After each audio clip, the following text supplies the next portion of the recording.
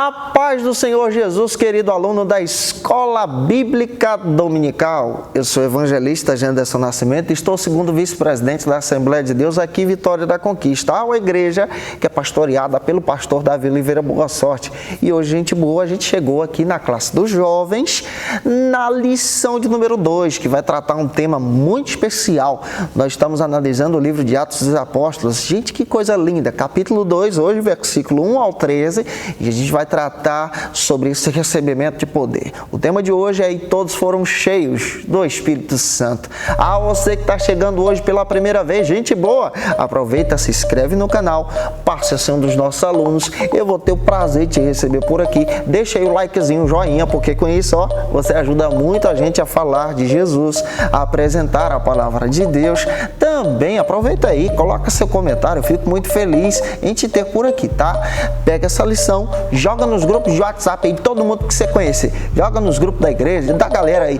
Deus te abençoe em nome de Jesus. Olha, lembrando também que tem material no link na descrição. Aproveita aí, é só clicar, baixar, ficar à vontade. Vamos que vamos? Vamos estudar a palavra de Deus em nome de Jesus.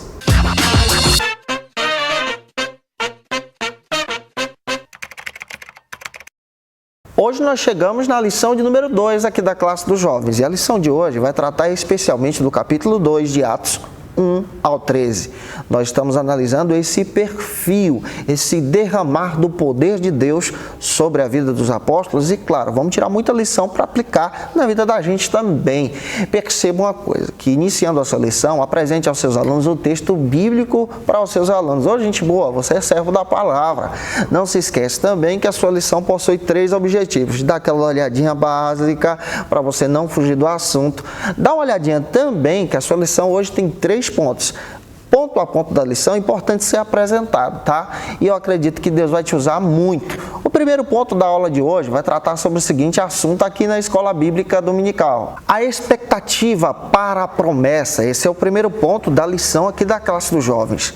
A expectativa da igreja para a promessa de Jesus. Que coisa linda! E a promessa do derramar do Consolador, da presença poderosa do Espírito Santo de Deus. Vamos observar isso hoje em 3 subtópicos, tá bom? O primeiro subtópico trata sobre o seguinte assunto aqui na Escola Bíblica Dominical: unidos no mesmo propósito. É interessante a gente observar isso aqui no primeiro subtópico. A igreja estava unida em um propósito específico. É importante você apresentar em sala de aula, por exemplo, Atos 1, versículo 8. Jesus envia os discípulos a Jerusalém e aguardarem a promessa. Quando você lê Atos 1, 14, que também é um texto bíblico que vale a pena ler, você encontra a igreja unânime em oração, reunidos no cenáculo, no período da festa do Pentecostes.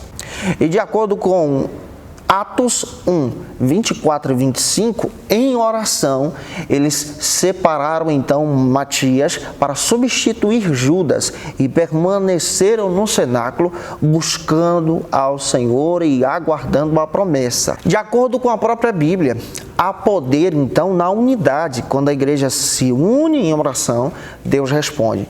E aqui a gente aprende tanta coisa legal para a gente poder passar para os nossos alunos.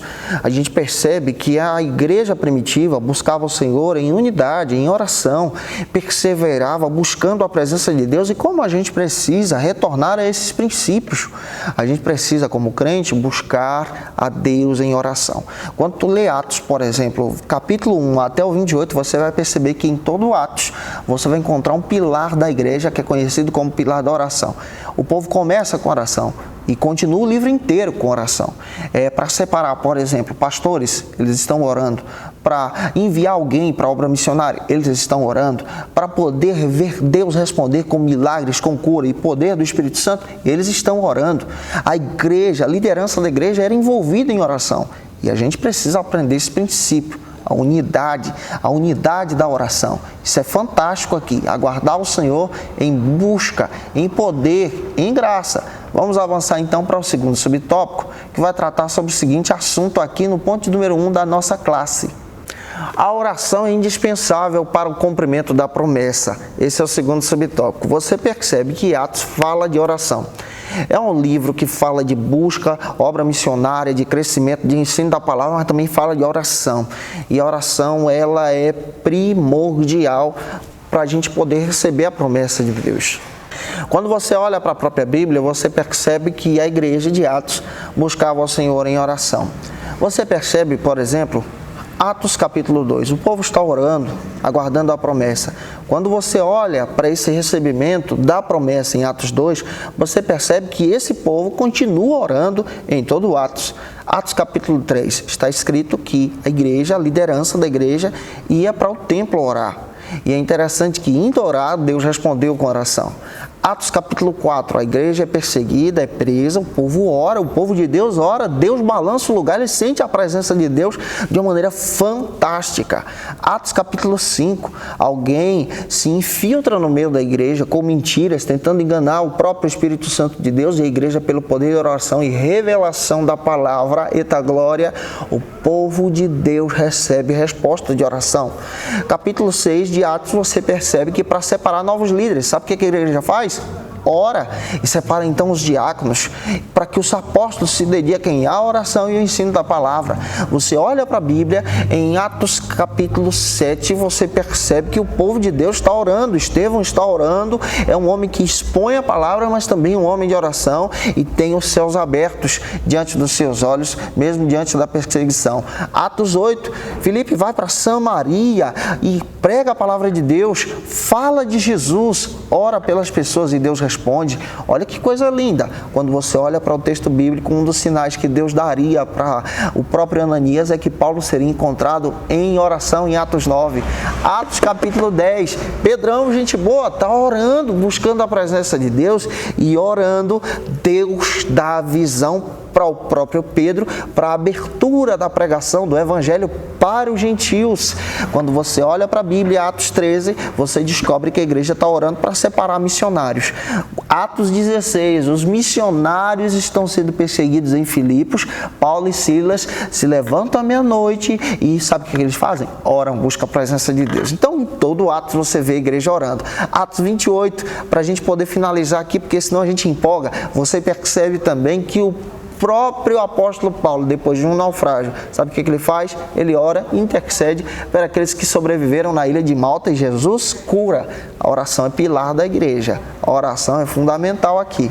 Vamos avançar então para o terceiro subtópico do ponto número 1, que vai tratar sobre o seguinte assunto: a imprevisibilidade da sua chegada. Esse é o terceiro subtópico aqui do ponto número 1. Os discípulos, os apóstolos estavam orando, mas tem um detalhe, eles não sabiam quando o Espírito Santo ia chegar. A gente também não sabe, a gente só sabe que se orar, Deus responde. Então é o momento de Deus e não nós. Atos capítulo 2, versículo 2, diz que quando ele chegou, chegou como um vento impetuoso, poderoso, que encheu a casa. E aqui a gente percebe uma coisa fantástica. Quando Deus quer agir, quando Deus quer fazer algo em nossas vidas, Ele faz da maneira que Ele quer. E Atos capítulo 2, você descobre que o povo está orando e Deus está respondendo. O Espírito Santo invade a casa, visita as pessoas em alma, em espírito, em poder, em manifestação. É por isso que nós pentecostais oramos acreditando que o Espírito Santo de Deus também é real e Ele habita em nossos corações e renova o nosso ser de uma forma espetacular. Finalizando aqui o primeiro ponto, vamos para o segundo ponto da nossa lição, aqui da classe dos jovens, que vai tratar sobre o seguinte assunto aqui na EBD. Cheios do Espírito Santo, esse é o segundo ponto. Você vai perceber que ele tem aí 3 subtópicos, tá? Fique atento a isso. Primeiro subtópico trabalha o seguinte assunto com a gente: sinais da presença do Espírito Santo. Peraí, quais são os sinais da presença do Espírito Santo na igreja, na vida do crente? A gente vai observar isso à luz de Atos. Atos capítulo 2, versículo 3, está escrito que o Espírito Santo se manifestou na igreja como um som. E é interessante também que ele se manifestou com línguas que foram repartidas como fogo na vida dos discípulos. E estavam naquele lugar 120 pessoas que experimentaram desse poder. Mateus 3,11, o próprio João Batista disse que Jesus batizaria a sua igreja, os seus seguidores, os seus discípulos com o Espírito Santo e fogo.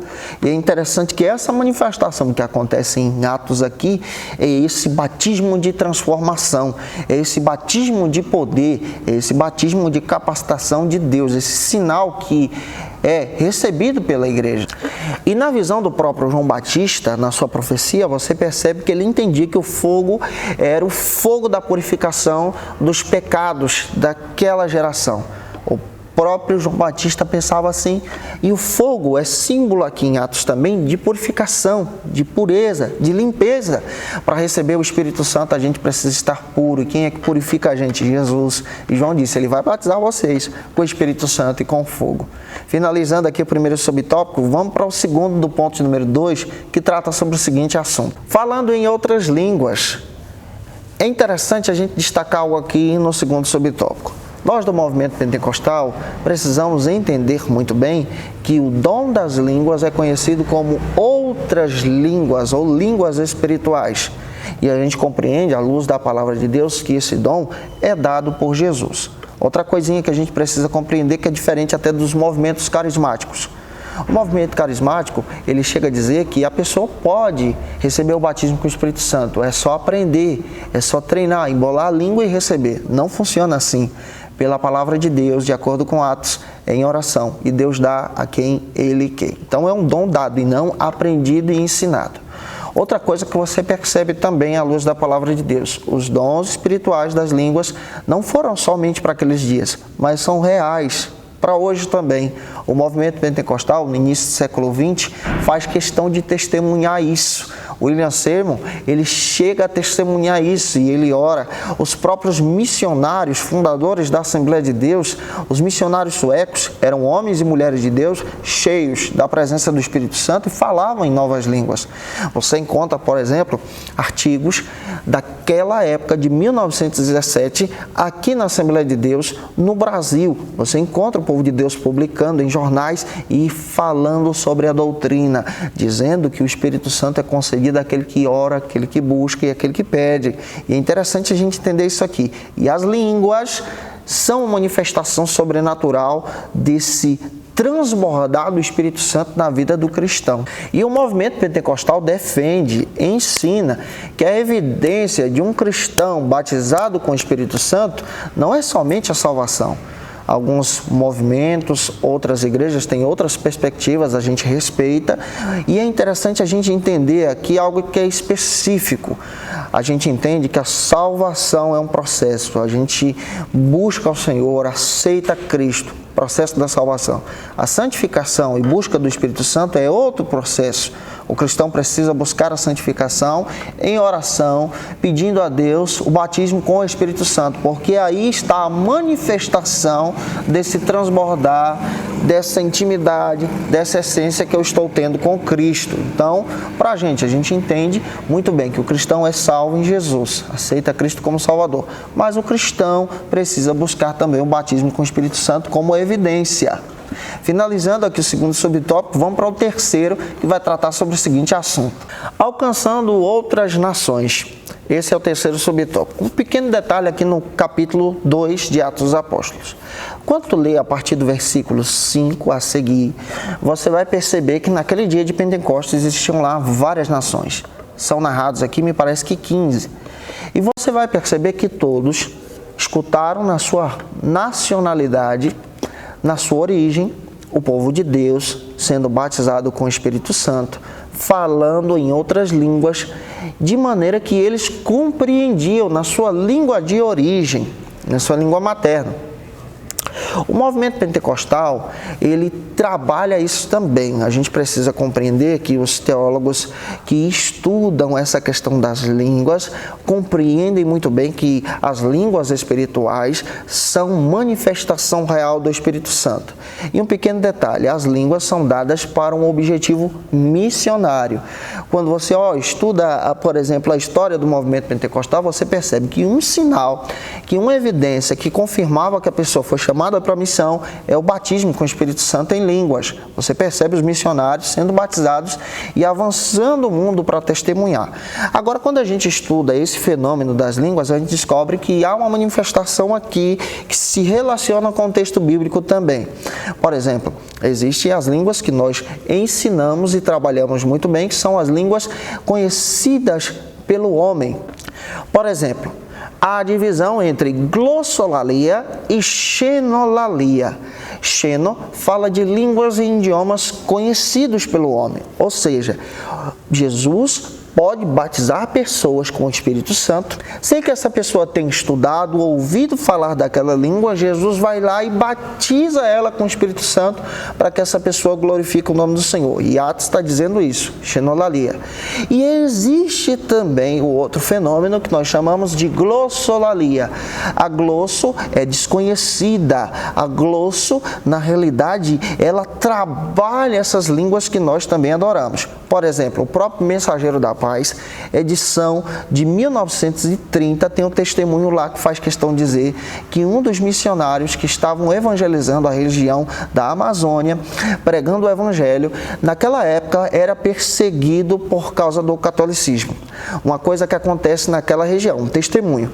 Ele exatamente prega o evangelho, um dos ribeirinhos aceita Jesus. E é interessante que aquele missionário convida esse ribeirinho para ser batizado em águas. Levando para o batismo, na cidade havia um cidadão judeu que controlava toda a cidade, o comércio, por causa do dinheiro. E é interessante que o relato faz questão de dizer que ele também foi para esse batismo com a Igreja Católica para perseguir os cristãos. Só que na hora que o pastor batiza aquele irmão em Jesus, aquele irmão sobe das águas, naquele mesmo instante o Espírito Santo foi lá e batizou também o irmão. O irmão é ribeirinho daquela região, começou a falar em línguas espirituais.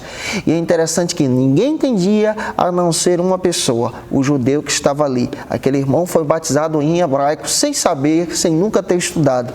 Mas aquele judeu estava entendendo tudo. É interessante que ele mesmo dá testemunho e ele chega ao pastor e diz: olha, eu conheço esse cidadão que está sendo batizado, ele nunca estudou essa língua.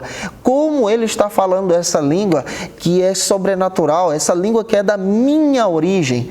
Ele mesmo faz questão de testemunhar que isso era literalmente o poder de Deus. Um exemplo real que nós estamos vivendo aqui na nossa cidade. Nós temos um missionário que nós enviamos para o Zimbábue. Ele foi para lá sem conhecer muito o dialeto do pessoal, mas pregando a palavra de Deus com a ajuda dos intérpretes. E é interessante que quando ele foi empossado na igreja no Zimbábue, ele foi empossado naquela igreja debaixo de uma árvore. Não tinha crente, não tinha ninguém, mas ele tomou a fé, ele passou a pregar a palavra de Deus. E é interessante que ele pregava de vez em quando sozinho. Ele ia para o meio da aldeia e começava a falar de Jesus. Deus tomava ele em línguas. Ele, sem saber, começava a falar em línguas, adorando a Deus, e o povo entendia no dialeto. Sabe o que é isso? Poder de Deus. Então as línguas são dadas também para uma visão missionária. Não é algo que a gente aprende, mas é algo que é concedido por Deus. E é claro que você também vai ser recordado de testemunhos de pessoas cheias do Espírito Santo falando em línguas e alguém entendendo. É algo que Deus faz.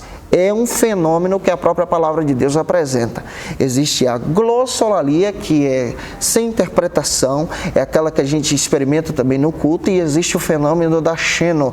Deus de vez em quando te enche de uma língua espiritual para que uma pessoa possa entender uma mensagem poderosa. Espero que até aqui você esteja compreendendo. Vamos então para o próximo ponto da nossa lição, que vai tratar sobre o seguinte assunto: o propósito do Espírito Santo. Qual é o propósito do Espírito Santo na nossa vida? Qual é o propósito de Deus para o nosso coração?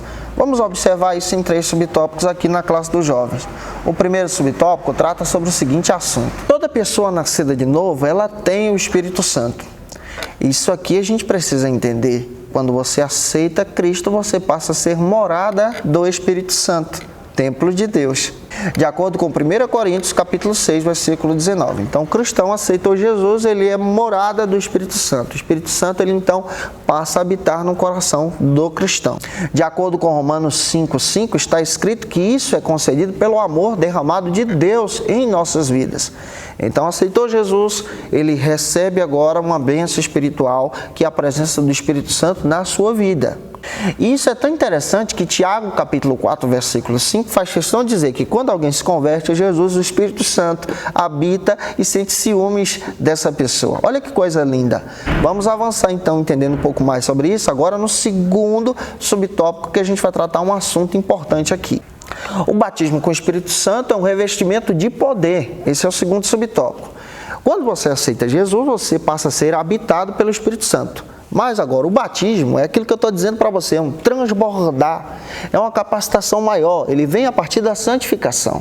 Lucas 22:49 faz questão de dizer que o batismo com o Espírito Santo é uma promessa de revestimento na vida do cristão, um revestimento de poder, que tem uma ousadia missionária, que tem uma visão de Deus para nós. De acordo com Mateus 28, 18 ao 20, esse batismo, ele vem sobre nós para uma obra missionária, para cumprir a promessa, fazer o que Deus quer, evangelizar, falar de Cristo para as nações. E aqui a gente precisa trabalhar um aspecto importante. O batismo com o Espírito Santo não é somente para você, como algo pessoal, mas é algo que te reveste para sair das quatro paredes e falar de Jesus. A gente precisa entender que a unção, a graça, o poder, os dons, é lá para fora, gente. É para quem está precisando. A gente precisa falar do Evangelho lá fora também para as pessoas. Finalizando aqui o segundo subtópico, vamos então para o terceiro, que vai tratar sobre o seguinte assunto: o Espírito Santo como guia e santificador. Então, quando você é batizado com o Espírito Santo, você agora tem ele como seu guia, o seu santificador. Esse é o terceiro subtópico. De acordo com João capítulo 16, 13, está escrito que o Espírito Santo de Deus nos guiaria em verdade. A santificação é um processo que é dado ao cristão no decorrer da sua vida. A gente precisa buscar a Deus em santificação.